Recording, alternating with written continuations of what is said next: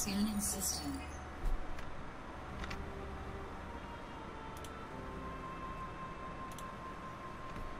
Hello ladies and gentlemen, howdy and hello and welcome back to Mike's Game Domain. This is Mike and we're again playing Total Annihilation. Dang it, every freaking time. Planetary Annihilation, Titans. So I think what I would like to do, I want to play through these galactic things and unlock all the commanders, honestly. And so a fun way to do that and also keep up with these videos without getting too boring is I'm going to feature a new unit for every short episode. And so we're just going to one by one look at each unit in detail, really take a look at the artwork and kind of the function of that unit and where it fits into your battle strategies. Now, I'm not a master at this game, so I would honestly like for this little series to be sort of a conversation starter. So if you have an opinion on your units, if you agree or disagree with what I'm saying, of course, I would love to hear your comments and we can start discussing kind of, I realize there's probably discussion forums for this, but kind of the purposes for each unit and when you would want to build them and when you wouldn't, things like that. So I've set the opponent's AI to a relatively easy setting so that they won't really be a bother and we can just kind of focus on building. I'm only going to build that one unit for the most part in terms of combat. So I'd like to start out with the vehicles. No, I'd like to start with the bots because the bots are just fun. So of course you have your commander. I can't really do an entire episode on the commander, but all in all, it's a really well-rounded unit, of course. It has a lot of HP. I think it's around 1,800 or 1,200, something like that. I don't know the actual stats on it. But good health, decent guns, at least against the low tiers. So we're going to start out with the docks. The docks is your basic infantry unit. Let's just continuously build some docks. Basic infantry unit, they're fast and adaptable, they're expendable, they're amphibious, they attack the land, air, and sea targets. I don't think they have torpedoes, so even though it does say sea targets, they don't actually attack underwater, at least they haven't in my experience. Now they can walk on the bottom of the ocean, and they can attack ships if they are out of the water, so kind of on the beach, you can go ahead and attack a ship and things like that. So why would you build these? Well, first of all, they're adorable. I mean, they're like commanders, but they're little tiny versions. They go up to about his knees, maybe not even that high. So they're just brilliant. I mean, doxes are amazing. They're cute. That's why you build them. Now, they're versatile. So they're very, very good in the very beginning of the game because they can attack air units. I know we've talked about this a little bit. They can attack the land units, they can attack the air units. They're fast moving, they're, you know, in a cluster even. They don't really lag or they don't really move too slow. They don't bump into a lot of stuff. They can get around buildings, so they're very maneuverable. They're very fast. One thing about Planetary Annihilation that I think is a really important concept, and I've seen a couple new players that don't really get it because they've probably played other real-time strategy games where this isn't the case, but redundancy is extremely important. What do I mean by that? It means you don't really ever want one of anything. One construction unit is not going to be building buildings fast enough. You want to have 2 or 3 you know, builders doing pretty much everything. Probably the exception is obviously the commander because you only get one. But you want to have, you know, a small fighting force of doxes, I would say is about 8 or 9, this little cluster. And there's a lot of strategy games where, you know, one sniper or one robot is a decent force and you move around the map with that one thing and you go kill stuff and you kind of micromanage it and that and that and that. In this game, that's not going to be the case. One of anything is not going to get you very far at all. It's all about redundancy. Even factories. You see, I'm working with 2 building factories. One building factory is going to produce units very, very slowly. So it doesn't really help you to have one of anything. So I would encourage new players to keep that in mind. You know, one air defense thing is not really going to be that helpful in terms of defending your base. So you want an array of everything. So at least in my experience, and that's kind of how Total Annihilation and those other predecessor games have worked. The whole point is to build armies, not units. And so that's kind of what you think about. So one unit would be, you know, a small army. So like 10 docks, you know, a couple grenadiers, 2 healers, maybe like 6 boombots for taking down a priority target, and then 5 or 6 sparks. that whole cluster of units I would think of as one unit, and that's what I would use to move around the map, you know, harass the enemy base, attack it, assault it, do whatever you want to do. So you kind of got to think of things in groups or in armies, I guess would be the more appropriate word. So just something to think about. Redundancy, redundancy, redundancy. I'd rather have 10 doxes than one, you know, something better. Now, I'm not saying 10 doxes will beat anything, because they certainly won't. There are units that can kill. You know, the higher tech units can certainly hold their own. You could probably have less of them. So, like 3 slammers, which is the high tech version of the dox, is going to be about as good as probably 30. You know, they're about 10 to 1. So there's a big, you know, there's a big disparity in the power of each unit. But even still, you wouldn't go assault a base with 1 slammer. It's going to be dealt with very, very quickly. So anyway, I think my point's made. I'll let it go. But let's look at these doxes. Let's look at what they can do. So they're obviously going to be an early game unit, as they're incredibly cheap and disposable, as the actual factory calls them. Now, if your factory that builds you calls you disposable, that's a bit of a punch to the groin. I'm sorry. But yeah, they're basically like bullets. Not as much as the boombots, which we'll talk about on another episode. But these guys, you build them, you send them out, they do whatever they do. You know, whatever damage, attack or defend. Most likely they're gonna die. You don't really lament it. You just move on and build more. You can see how quickly they build. It takes about 3 seconds tops, maybe, on just a naked factory there. So I'm actually just kind of expanding slowly so I can talk. I think that's about all I have to say about these guys. They're pretty straightforward. So let's find the enemy and then rush in as many doxes as we can. Now, I do have a serious question about these. How the heck do you say them in plural? Is it doxes, or is dox already plural? Like, you know, ox, or is it dachshund? I don't know. This is really silly, but serious question at the same time. I've heard people say doxes, and I really don't like doxes. It just doesn't sound right to me, but it probably is how it goes. So whatevs. I mean, you say foxes, I think you do. Foxen? Do you say foxen? I don't know. Whatever. Words aren't my strong suit. I've always been more of a picture person. Alright, so let's just start to converge our armies on the enemy base. You can see that the commander and this laser tower are able to defend against these small armies of dox. I'm just going to call them dox. I'm just going to assume they're already plural. So yes, they're able to defend against the dox horde very, very easily in these small clusters. So what I'd like to do is combine these into a larger fighting force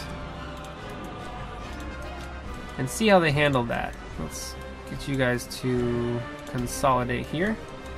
So this is roughly 25-ish doxes. I don't know. Let's see, 1, 2, 3, 4, 5, 6 by 1, 2, 3, 4, 5, 6, 7. So 6 by 7 is going to be what, 42? I don't know. Apparently I'm not good at math or spelling. Oh, I'm actually decent in school. I don't know what's going on, but I'm going to say it's around 42. I don't even know. Also, it's like mega late, or at this point it's practically early in the morning, so that's part of it. Anyway, it doesn't matter. There's a whole bunch of them, and you can see now, look at the difference that we're making. These guys, originally they weren't doing a darn thing to these enemy bases, but with a cluster of almost 50, we're able to do a ton of damage. Really harass, really damage the base. We can probably even take out this tower. Now let's pull back, because we're getting crushed here. Try to consolidate. We lost them all. Okay. Consolidate that guy with them. And he's like, hey guys, check it out. I've been at the enemy base. And they're like, what? No, tell us. What is it? What's there? And he's like, dude, there's a commander. Let's go get him. I'm like, alright. Is there any laser towers? No, I don't remember any laser towers. Did you see a laser tower? Look, this laser tower is almost dead. So yes, in numbers, the doxes are very powerful. Oh my gosh, there's another laser tower. In numbers and large mass, the doxes are incredibly powerful units and should be considered, you know, a bit of a threat. At least in the early game, they are certainly a threat. We're only going to build doxes, if you're wondering. That's all we're going to worry about right now. I think that's enough factories, honestly. Let's increase production, and then we'll really go crazy, go nuts, and just build like 100 million doxes. Although we'll probably have one by then. Yeah, look at this. So these doxes are currently hiding. This is another thing you can do. There's a couple things you can do with them. You can kind of hide them behind buildings, and you'll see that the commander's not able to shoot through. Also, like trees and other landscape items will cause obstructions. Ooh, now watch, they're going to shoot down the air units. So most ground units cannot shoot air units. There's specific AA ground units that shoot air units, but those typically don't shoot ground units, so it's one or the other. Doxes is one of the only... the Dox is one of the only units in the game that can do both. It might actually be the only unit that can do both. I'm not even sure about that.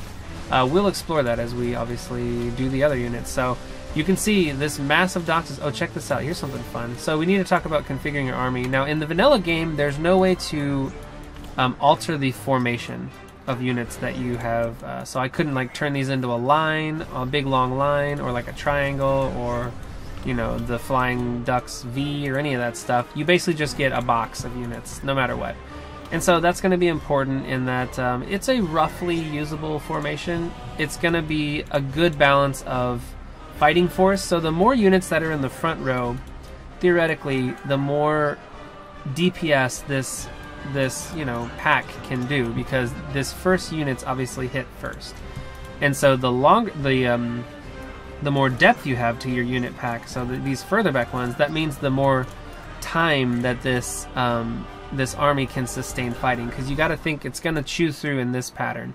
So you're going to chew through the bots, and then the further back you can go, the more units you have in this chain. So if it went all the way back to here, I'd be able to, you know, fight for an extra 45 seconds because they just keep coming and flooding as a wave.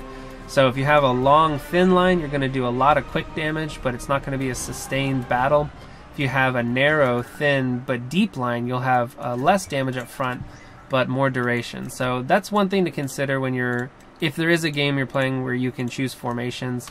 Those are kind of the basic ideas behind formations. And of course you have V's and other shapes, which will bring in ideas of flanking and confusion and things like that. So there's a lot of ways you can use formations to your advantage. Now there is a mod for this game that enables, I don't know to what extent, formations, and I don't have the mod. I haven't actually downloaded any mods. I want to just explore the vanilla game, and then whenever we get kind of bored with that, we'll take a look at mods. I might actually bring them on earlier than that. So you can see we still have a huge massive units here, and what are they going to do? They're going to form basically a rectangle, a box. So a good balance of fighting force and longevity is kind of how I look at that. It's a balanced formation, but it's not necessarily the one I would pick. So I am kind of curious about the mod. Now, one thing that's cool about this game is actually the pathing. You might hear people complain about the pathing. It's not perfect, but look at these guys. They will flow, you know, through and around obstacles. They'll change directions without bugging into each other and freaking out. You can do a ton of cool stuff. If you set them to patrol, they'll spread out across the area. So yeah, they'll kind of like fan out and do like a scatter drill. I mean, these guys are not colliding with each other, even though they have hitboxes. That's a very impressive, what do you call this? Like, AI, I guess. You know, a lot of games have struggled with this in the past, and it's almost to the point of breaking a lot of games, where you just can't get your big tanks around the map without them getting stuck. I mean, freaking Ark, you can't move dinosaurs around without them getting stuck on trees. It's a huge problem. So potentially a game like this with tons of units, that could be a deal breaker. But they've done a really good job with pathing, you know, for the most part. So one thing you can do to control the size of your horde is you can tell them all to assist one bot, and what they'll do is compress. You see that? They all pack in tight into this little ball of like, I want to be Bob's best friend forever. No, I'm Bob's best friend forever. Get out of my way. I love Bob so much. Yep, so Bob's a cool, lucky guy. But you have this little like mob. It's actually really funny looking. But what this does, and if you move them, they'll spread out. So what this does is it gives you one more option in terms of formation. Obviously, the tighter they are bunched up together, the more susceptible they are to area of effect attacks, such as the Uber Cannon. And these guys are going to be fighting Uber Cannons quite a bit, so I don't necessarily recommend using this formation in battle in the early game, at least not against the commander. But what it does do is it packs in your punch. It will create a fast burst of damage because everything is super tightly packed. So Yeah, look at that Uber Cannon. Just destroys a huge chunk of the force. So let's go for the commander and see if we can take him out. The other thing these guys can do is what's called pushing. So you'll see they are actually pushing the commander back. I think this is not, I don't know if it's supposed to be happening or not, but they're obviously smaller than a commander, you know, pound for pound. I don't think they should be able to push him. I think that's a mistake. At least in my mind, that doesn't seem legit. But it is something you can do, and it's something that you can use tactically. So if you set up some artillery or tanks over here, your enemy commander's here, you can actually use these bots, come around the outside of the base, and literally push him into range of your stronger units. So if you have slow-moving units, or you want to get the commander away from these protective turrets, that kind of thing, you can send in some doxes and push. So by packing these guys in, I'm getting more of them in range.